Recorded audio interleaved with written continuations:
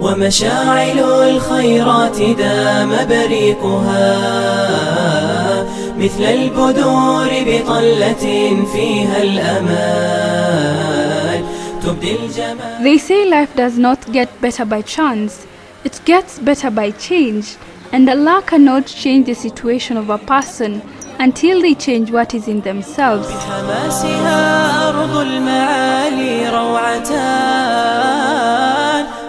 In the heart of Kariobangi North lives Hussein Abdi, 38 years old, a father of 2 and an ex-Miraa addict, now a changed man, from being an addict to being a responsible father today. Nilizaliwa in a staunch Catholic family. My mom was a teacher in the Catholic mission. Nika convert, nikakuwa Muslim. Kiwa high school, sasa nika grow na culture ya Islam ndani yangu. Sasa pia mimi baada ya kupata wife pia nikawanacha na watoi wangu wote ni Waislamu.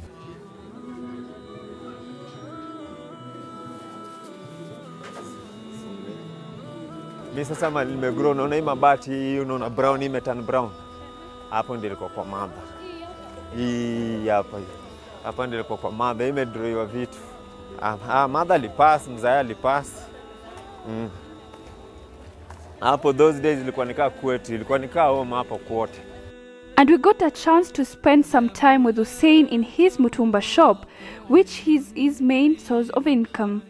Hii ni brainchild yetu yote. Hii boutique tulianza tukiwa na chali fulani anaitwa Joel Munuve. Mostly nilikuwa na deal na kladi za madem. Ndio ile nilikuwa na get. Zingine zilikuwa zinaingia kwa Jaba na kwa Miraa, unaona. Sasa sikuwa naweza kusave ama kuongeza stock. Mutumba ina do, seti ina do, ina fetch poa. Inakuwa ile stock inabaki tu pale. At times pia business pia kuna time ina ups and down. The challenge ilikuwa naweza chana Miraa, kesho nishindwe kurauka niende soko. Unaona, sasa hiyo time inakuwa imeenda hivyo. Kama nimeanza Miraa nikiwa high school. So for the last 20 years. 20 years of chewing Miraa has been the worst choice Hussein has ever made. Ilikuwa ni on 3rd March, nilikuwa tumetoka kuwatch game. Na nilikuwa na Miraa kwa mdomo. Nilikuwa natafuna Miraa, nilikuwa navuta sigara. On the next floor adjacent na boutique ilikuwa ina ban, na naona pia imeshikana na boutique yetu. Sasa tukakimbia hapo kwenda kusaidia. Kufika ikapenule jamali alikuwa amewasha moto, alikuwa ni wazimu, alikuwa wild anatupa stones. Alitupa mai kanigonga tumbo kwa belt. Ikahappen hiyo buckle ya belt hadi ikakuwa tight penye nilichapa tumbo. Nikasikia pain. Nikajikaza, nikaamka, nikangangana, nikateremka, nikafika kwa nyumba. Akakuja akajikalisha hapa nje. Kukaa hapo nje sasa mimi unajua sikushughulika, juu hata alikuwa ananiudhi na hiyo story yake ya Miraa. Sasa mimi nikaingia, nikadoze. Kuingia kudoze ndio kidogo nikamwambia ingia utufungie mlango. Sasa kukaa kando nikamwambia wewe panda kitanda ulale, tunataka kuzima light. Kumwambia hivyo ndio akaniambia, Mama Rama, mimi nimeumia. Kama nimepigwa na mawe kwa tumbo. Bado akiniambia hivyo bado sikushughulika naye. Sasa hapo ndio akaanza kulia, ndio nikarudi nikaona basi ni kitu serious. Kaambia Mama Rama, hebu ita besti yangu fulani, akawapigia simu. Kuwapigia ndio wakakuja tukamchukua tukampeleka hosi. Wakapata intestine, kuna venye zimepata damage, zimepasuka. Sasa niko na bleed internally. Ikakuwa ni referral Kenyatta. Ikabidi niingize theater immediately. According to Nakada reports on a study which aims at deepening understanding on Miraa with a focus on 5 counties in the country, that is Kwale, Isiolo, Marsabit and Kitui, shows that the current usage of Miraa stands at 54%. And in terms of region, the highest use is reported in the northeastern part of Kenya, standing at 28% of the people who chew Miraa, followed by Nairobi at 7.2%, coastal region at 6.2%, and eastern part of Kenya at 5.4%. Its use has, however, significantly been associated with the male gender within the age group of 17 to 35 years who reside within the urban setting. We visited one of Kenya's counseling psychologists who is a specialist in drug and substance abuse, who takes us through the journey of Miraa and its face in the society. I would say Miraa is a drug. It's not just me saying, it has been scientifically proven to be a drug. And when I talk of a drug, it's an illegal drug, or something that actually causes more harm to our body than the benefits. Most of the time, for the people who take Miraa, at the beginning they get these positive, desirable effects where they feel very happy, they're excited, they're cheerful, they feel very active, talkative, like we see them when they're in their groups. After a short while, then the effects change. They start becoming depressed, very lethargic. It affects also their sexual, it has sexual effects, mostly for men. We were curious to know why most people abuse drugs, or why people in drug abuse, and it's when we decided to meet one of the counseling centers that is in collaboration with Northways Rehabilitation, which is in Rongai area. For a Miraa addict, first of all, they don't accept that Miraa is a substance or it's a drug. That is one thing that affects their treatment, because most of them think it's a cultural thing, so that they don't categorize it as substance. As they're going through their withdrawals, they go through a lot of psychological effects. They can even go to psychotic part of it, by hallucinating, delusions. Some of them even come with the gastric. It has a lot of effects, but most of the effects are not short-term, but they are long-term.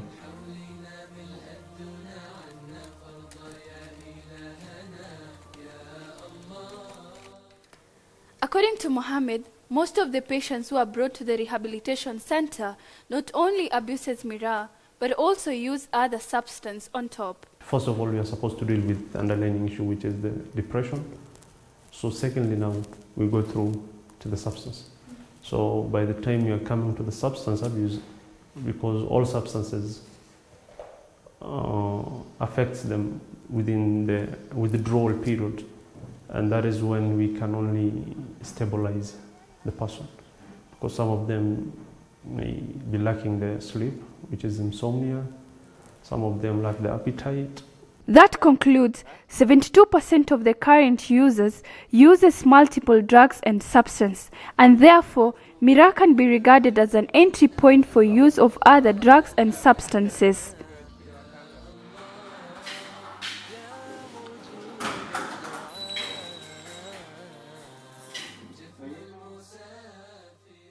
Allah subhanahu wa ta'ala says, وَلَا تُلْقُوا بِأَيْدِيكُمْ إِلَى التَّهْلُكَةِ, and do not drag yourself into what? Into killing yourself. In their slang, and I have not only one friend, I have a lot of them, some even family members, who are using and consuming Miraa. They'll tell you something called markhan. Others call it handas. What is this? If you ask them what is this, they'll tell you this is the real pleasure of Miraa. In itself, that is the steam that is giving you. The Prophet ﷺ says, كل ما سكر قليل كثير فقليله حرام. Anything that is going to make you steam, even the more you consume it is going to make you steam, then consuming it little is also haram. So when we look at Miraa, it fits in 100%. The Prophet ﷺ said, تزوجوا الولود الودود فإني مكاثر بكم الأمم يوم القيامة. And marry those women who are going to bear children. So when one consumes Miraa, it can lead him to impotence. And this is a fact. Whatever is driving them to do that is desires. And this desires comes from within, that shaitan is putting in them. Oh, you just need to do this. And if you'll find majority of the youth, because of lack, wastage of time, they have nothing to do. If you don't have anything to do, then your nafs is going to make you do the wrong things.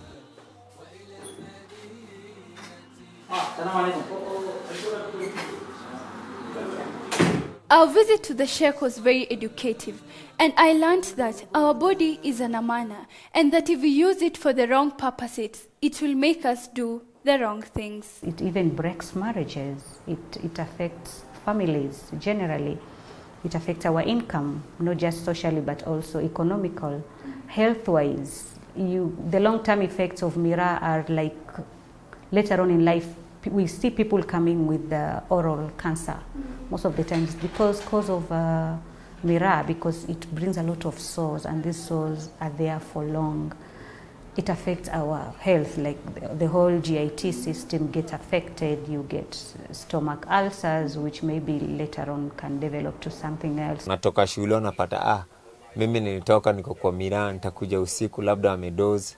Hadi maisha ilikuwa inakuja saa zingine na kwa ngumu. They've grown up in an environment that Miraa it's normal to just chew Miraa, and it's acceptable. So they grow up in families where everybody else is chewing Miraa, from dad, uncles, and it's a way of recreation. So with time they find themselves in it, and maybe by the time they realize it's becoming they're becoming addicted, it's maybe too late for them. So that would be maybe one of the causes why most of our youth are actually taking Miraa in our community. We are on our way to a place known as Kiamaiko to visit the same old friend and Miraa basement.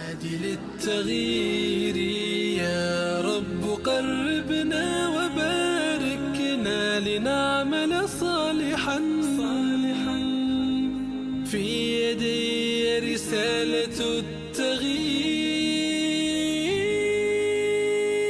Ndio base hapa ndio mimi nilikuwa nashikishia. Hawa ni macomrade. Hapa ndio nilikuwa na tuliangadi gizani ndio nateremka mtaani. Kuna groups mbili tumeanza tukiwa hapa. Kuna Al-Rijal na Al-Mumin. Tumezianza tukiwa hapa tukua base tukishikisha.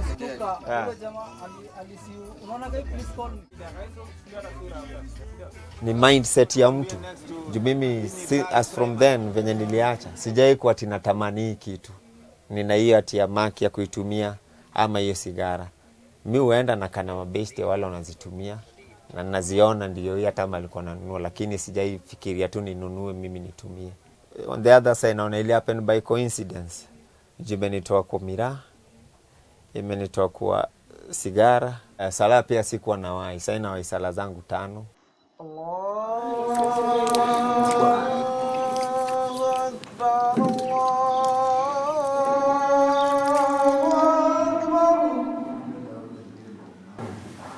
If we can try and maybe campaign and talk much about the undesirable effect of Miraa, then we are going to have a healthy country. I don't have the mandate to say someone will not relapse or he will relapse.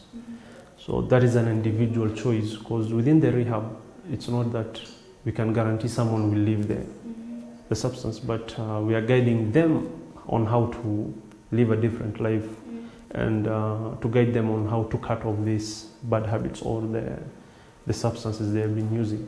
Sasa kwa life yangu tu ika change from that time. So from that 3rd March usiku tukiamkia 4th ndio nilisizi kutafuna Miraa, nikasizi kutumia sigara, na hivyo ndio niliachana nazo till now. After Babarama kutoka OC, at least kulikuja kukakuwa na change. Juu aliacha hizo vitu zenye alikuwa anatumia. At least sasa alikuwa na time ya kuwa na watoto wake. Kama Rama si ushinda naye, akiwa kama leo weekend shinda naye huko mosque, anashinda area, tukipiga love tunapiga naye, wakirudi wanarudi home. من شر الوسواس الخناس الذي يوسوس في صدور الناس من الجنة والناس. Mtu yake akifukuziwa school fees anaweza shughulika. Mtu yake akitaka kitu fulani kama kitabu anaweza nunua, lakini ile enzi akitumia hizo nini hakuwa anashughulika. Sasa mimi nilikuja nikajiambia ni Mungu tu ndiye alikuwa na sababu yake, kitu kama hiyo ikamfanyikia ndiye akakuja kabadilika. Saa hii naweza rudi nirudi nao toi, nimewabebea fruits, nimepata kajumu, nimeletea mtoi. Sinaona vitu kama hizo, lakini that time hawako wanaweza pata hivyo. Jile napiga hesabu hii itakuwa ni ya Miraa, itakuwa ni ya kahawa, itakuwa ni ya njugu. Sasa unaona ilikuwa ni mtihani pia. Having left the business of chewing Miraa months ago, Hussein's family and life has really changed from being bad to better, and that there's still hope, and Hussein can see a brighter future for him and his family. أشرف الأعراب والعجم خير من يمشي على قدمه باسط المعروف جامعة